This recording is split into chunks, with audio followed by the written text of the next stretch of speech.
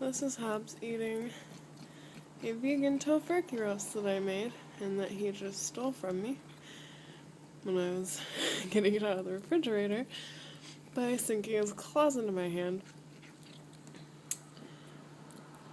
You hear him purring and growling?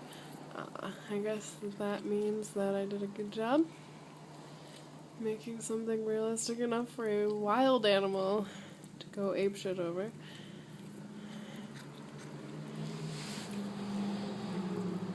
Hobbs, can I have some?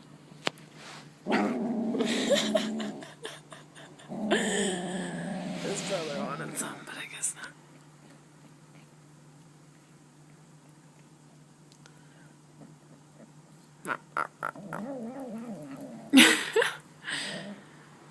And I'm kind of scared to get it from him because Kitty's got claws.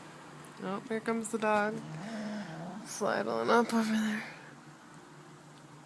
I'll go get him.